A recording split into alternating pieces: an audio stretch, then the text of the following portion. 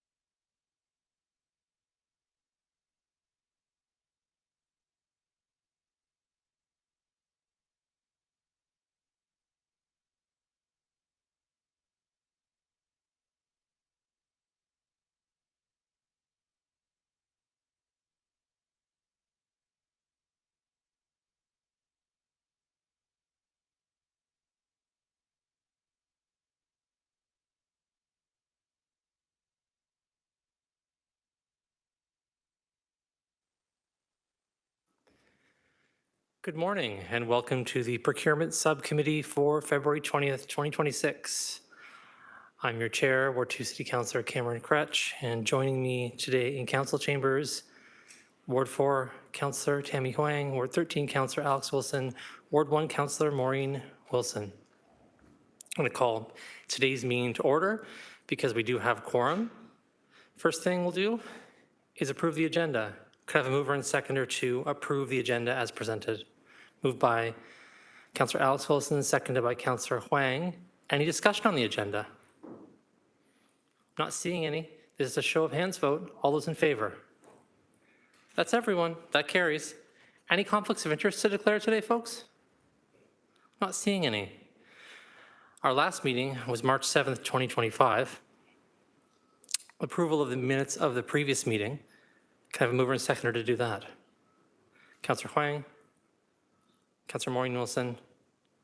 Any discussion on the minutes for March 7th, 2025? I'm not seeing any, so by show of hands, all those in favor? That carries. That was everyone. Thank you. And now we're on to items for information. Oh, pardon me. I apologize. Item 6.1, delegations. Yeah, so give me a second here, folks. Sorry. I know, it's awkward to wait for me to do something, but I need to make sure I know what I'm doing. Here's an assumption I'm going to make. We're going to proceed with our first delegation. Delegates are reminded that they have 5 minutes to speak. At the 4-minute mark, if you can hear it, there'll be a ding. And then at the 5-minute mark, there'll be another ding. And if you're in the middle of a sentence at the 5-minute mark, I'll let you carry on and ask you to wrap up then. Otherwise, take it away.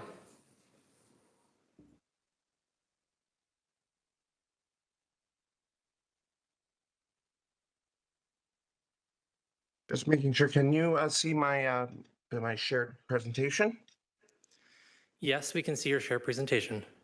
Perfect, thank you very much. Hello, Chair and members of the Procurement Subcommittee. I'm Carl Andrus, and I am proud to sit before you today to talk about FCS 24069A, the program update about the ongoing City of Hamilton work to build a community benefits framework. Both as Executive Director of the HCBN and Vice Chair of the Community Benefits Protocol Advisory Committee, it is a pleasure to see progress on this file. As some of you know, the Hamilton Community Benefits Network has been advocating for this framework since the initial announcing of funding for the Hamilton Light Rail project and the establishment of the Community Benefits Protocol Advisory Committee back in 2018? 2017, staff in parallel undertook a consultative initiative to test various RFP language, which has laid a foundation for the city to build on with the community benefits framework.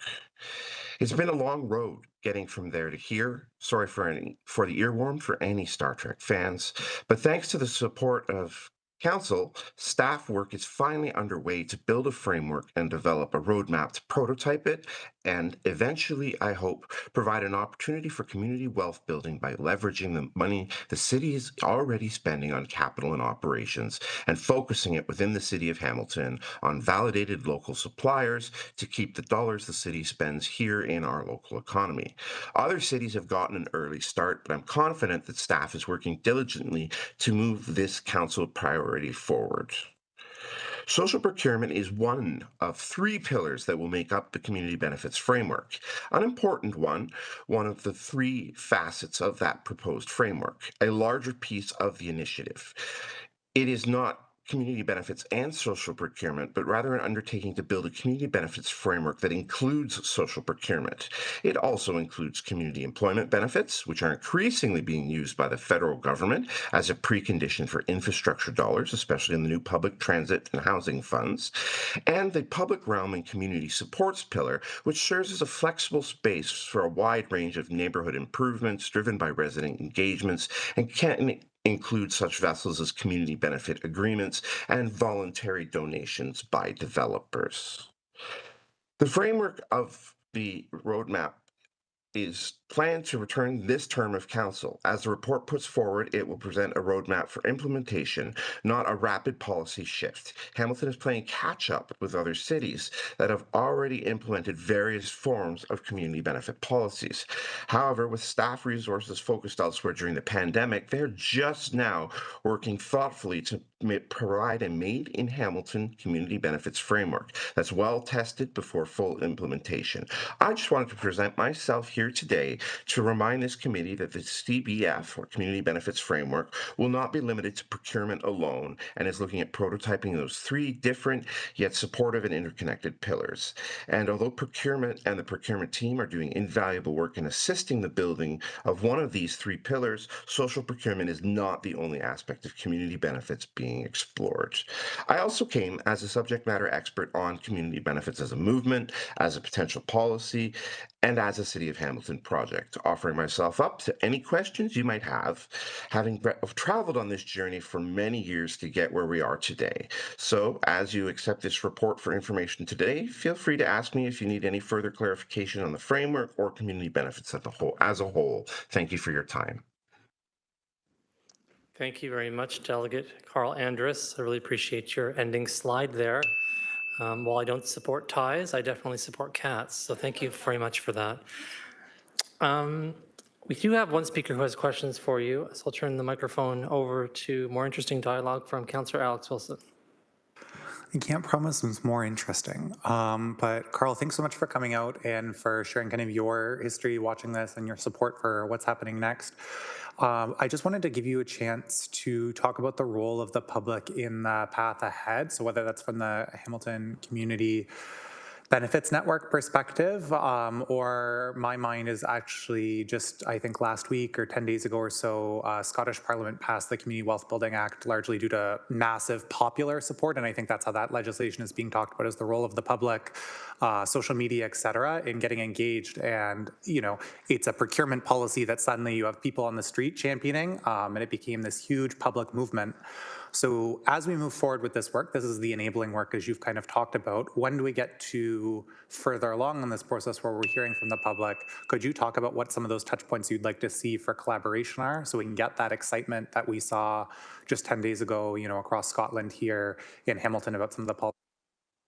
Absolutely, through the chair. Thank you for the question. So there's several series of engagement steps that need to happen before broad public engagement. As you see in the city report, city staff have started by doing an internal stakeholder engagement, that is to say, internal city departments and staff, to identify where community benefits might already be occurring within the city of Hamilton, so that there's no duplication of projects. Following that, HCBN will be working diligently with city staff on doing outside stakeholder engagement, that is to say, members of the Community Benefits Network, organizations that we work with, and other interested organizations like unions and providers to the city, as well as small businesses, racially owned businesses, and community groups, to really get a sense of what we should be proposing in the pilot framework. And then we'll be selecting several pilot projects as part of that roadmap for implementation. And I think that's the part where people in the city will have the opportunity to get really excited, because there'll be something tangible. So there will be actual projects that we're beta testing the framework around, that we can then present to residents of this city to say, here's, look at what we're doing here. And that also would be the chance, because it will be at the pilot project for the city's vast engagement offices through Engage Hamilton and through your own tools, to reach out to the public for further implementation and refining based on what I hope are exciting pilots that really draw people's interest towards the initiative.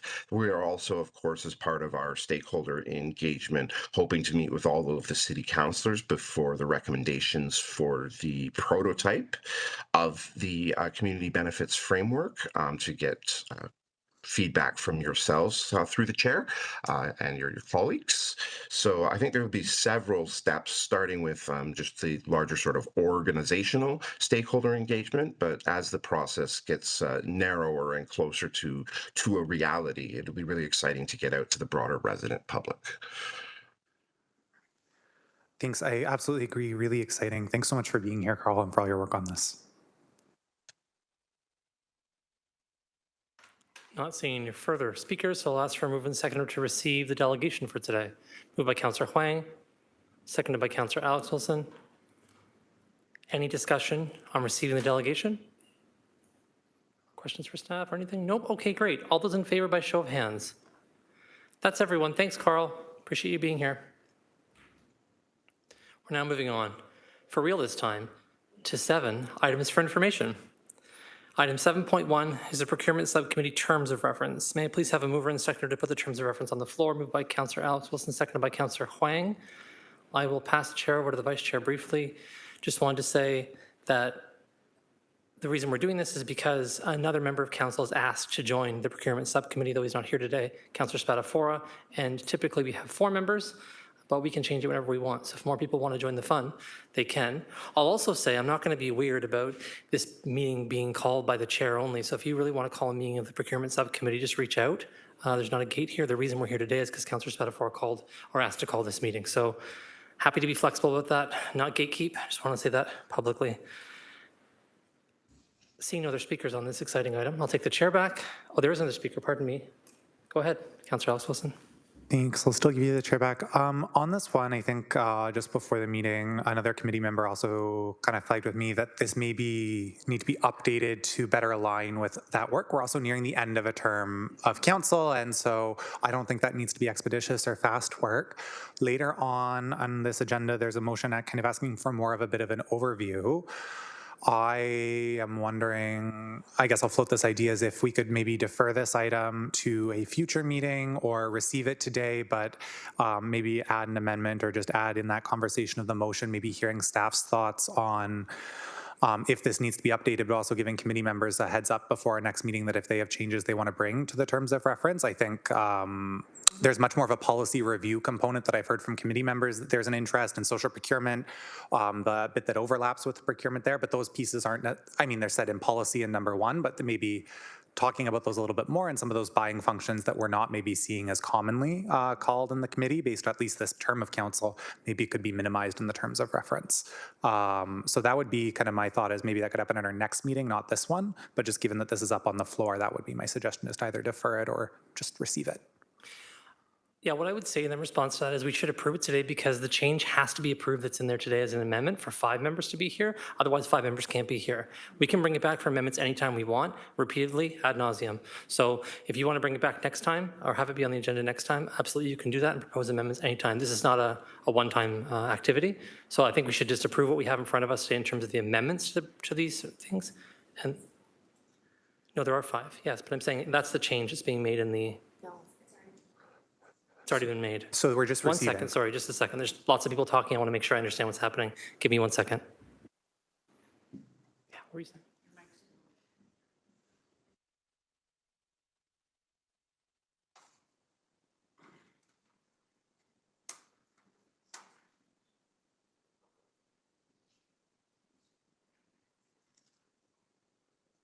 Thanks, everyone. Sorry, there's just like a formatting thing going on here that confused me. Is that usually when we have a change or an amendment made to something, then that change or amendment is bolded and then italicized. So because it was bolded and italicized, I presume that was an amendment being made now. Actually, the amendment has already been made in 2023. So we don't have to actually approve this today because there's no amendments here. So how about this to make things easier? Would either Councillor Huang or Councillor Maureen Wilson be willing to move to defer? Defer. Okay, and do you want to second that, Councillor Maureen Wilson? Okay, so move to defer this to our next meeting and we'll bring any changes, other things to then. I don't think it's urgent or time sensitive. Okay, did you want to speak to this before we defer it, Councillor Maureen Wilson? Okay, so we're going to just pause that deferral for a moment. Since Councillor Huang is the mover, it's fine. She just won't say anything. Go ahead. Thank you very much. I just want to make sure what opportunity or responsibility exists within the deferral. When I looked at the mandate,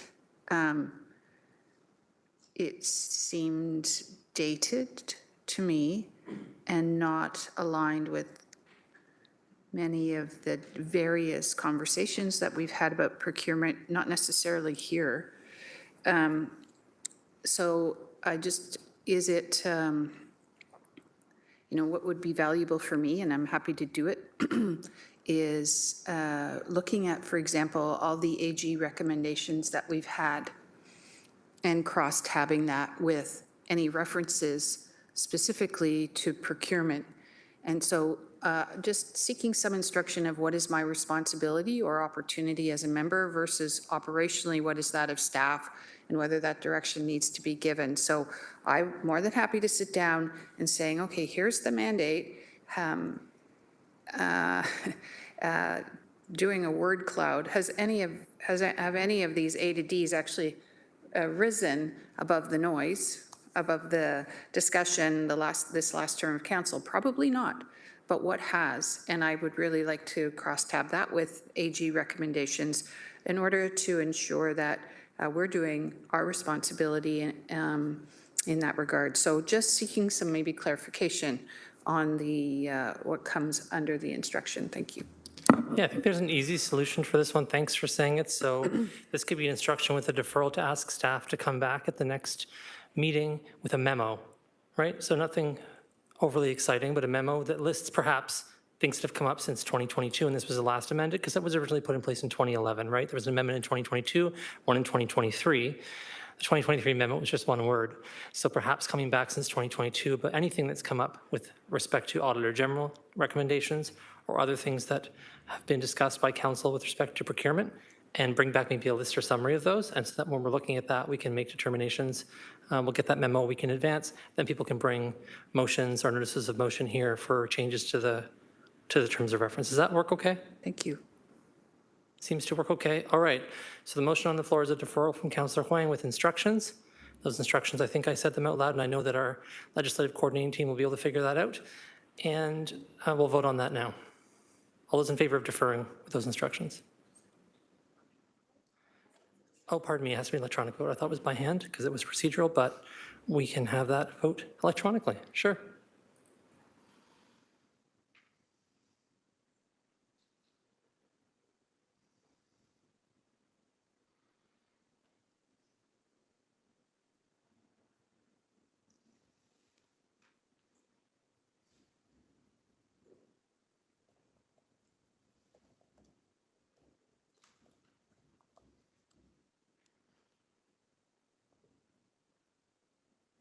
The vote is not up yet. As soon as it's up, I will let you know. It's loading right now. And the vote is up now on the deferral.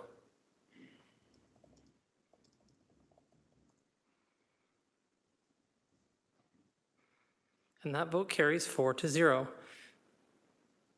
And that takes us to 7.2 FCS 24069A, the Community Benefits and Social Procurement Program Update.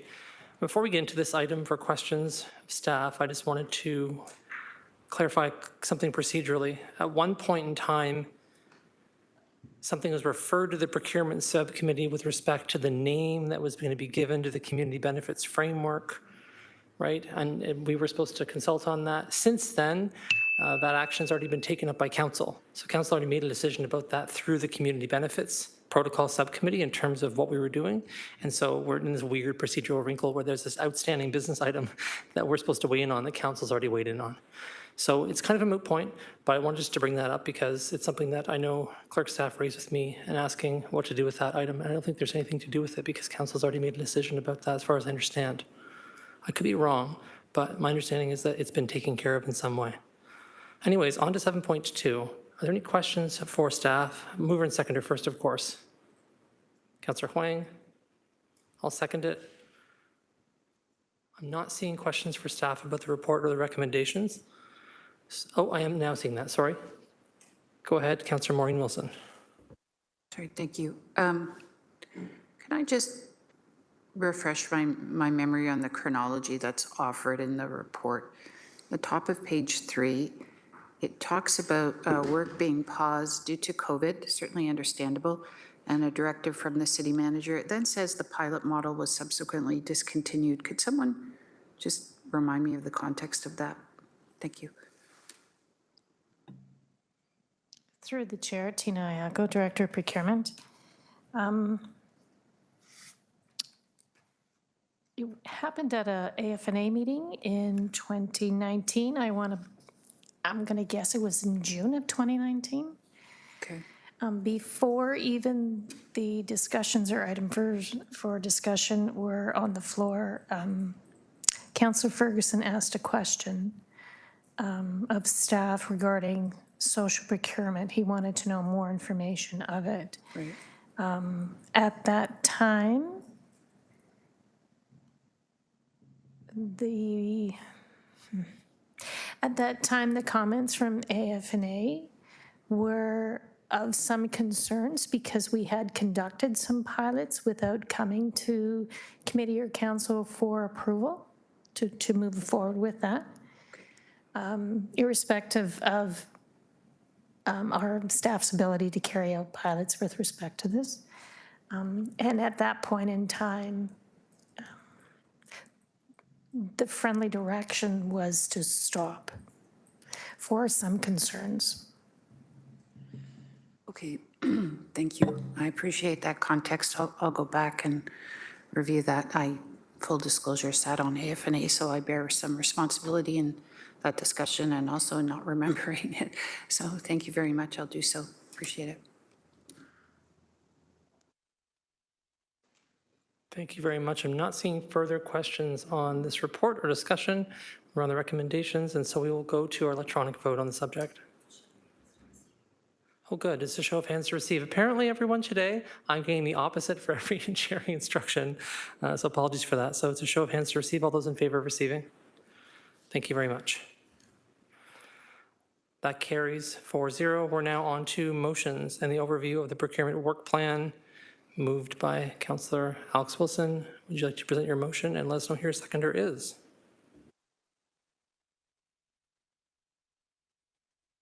Thank you. Yes, it'll be moved by myself and seconded by Councillor Wang. I'm gonna maybe just based on the discussion regarding the terms of reference, suggest some amendmentization to the amendments to this. So right now it reads as one sentence basically asking for a report back on the work plan for this term of council. How did the cybersecurity incident impact that work plan and what's on the rest of the work plan for 2026? I would suggest changing it to just break that into an A and a B. So the work plan for this term of council, that's kind of piece A. And what's up for 2026, like the work plan piece, how has the cybersecurity incident impacted things as place B? And then specifically based on Councillor Maureen Wilson's comments later would just be adding a III, specifically naming Auditor General recommendations specific to procurement, so those could get captured in this. And then I guess IV or 4 would be topics pertaining to potential terms of reference. And so I apologize because I was 75% emailing that to the clerk's office, but didn't quite get there before the last item finished. And so it might just be simpler at this moment to go based on that verbal than trying to send it over. But I'll kind of check in with yourself and the clerk as to how best get that up on the screen. Yeah, any relevant Auditor General recommendations pertaining to procurement? And very open if staff or the clerk's team have suggestions on language to make that better. It's just trying to capture the intention that was said earlier. And I do see that that is the case, Chair, when there's a moment.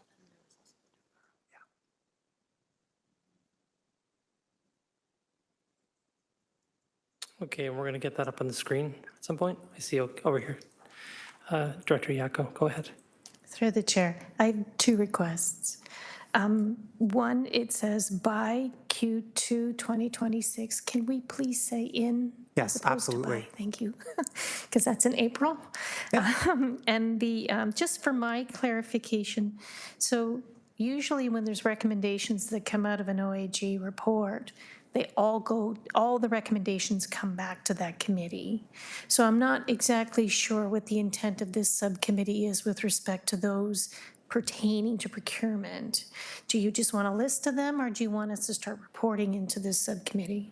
At this moment in time, I don't think I'm asking for any change in reporting structure. I think many of us were faced with the same, we looked at the term of reference and went, that's not the work that we intend on doing here, or that's not the thing. And so I think one of the areas that could be closed is by looking at the Auditor General recommendations and going, are there themes or areas of continuous improvement that may become a report in the same way that social procurement, for example, is rolled up as a reporting.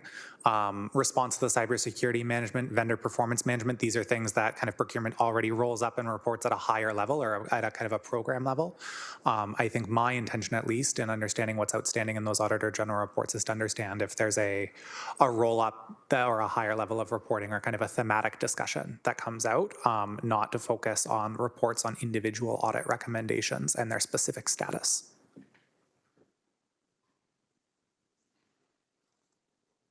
Okay, and those amendments are up on the screen.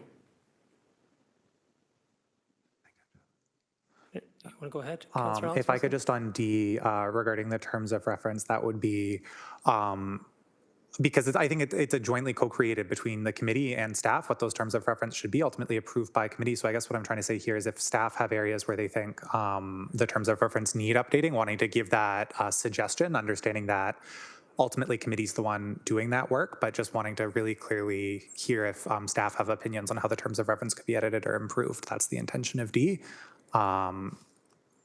Yeah, so just wanting to make clear that it's an invitation for feedback. The staff may say, no, we don't really have feedback on the terms of reference. We're happy to report to AFNA or however that works, and that's fine. Completely okay. Okay, I'm not seeing anybody wanting to speak to this. The amendments are up there. They're obviously friendly because you made them to your own motion. Seeing no further discussion on this, we'll have an electronic vote on the motion as presented and amended.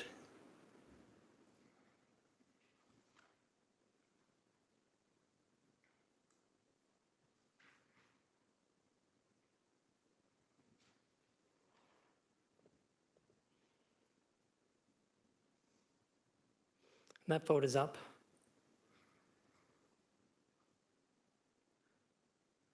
And it carries 4-0. Thank you very much, everyone. Slight clarification on a procedural wrinkle from earlier in the meeting. Just so you know, according to the procedural bylaw, all procedural things, including a majority vote by hands, refer, defer, withdraw, recess, call the question, and adjourn are all by hand. However, as soon as someone around the table says electronic vote, we call one anyways. That way it's recorded, right? So that's just a right of every member. So when Councillor Huang said, oh, electronic vote, we had an electronic vote. It's just so people know that those things are by hand, but we can also have them electronically if people ask. Apart from that wrinkle, there are no notices of motion? No. And that brings us to the end of our meeting. Today's procurement subcommittee adjourns at 10:27 a.m. Thanks everyone for being here. Have a great day.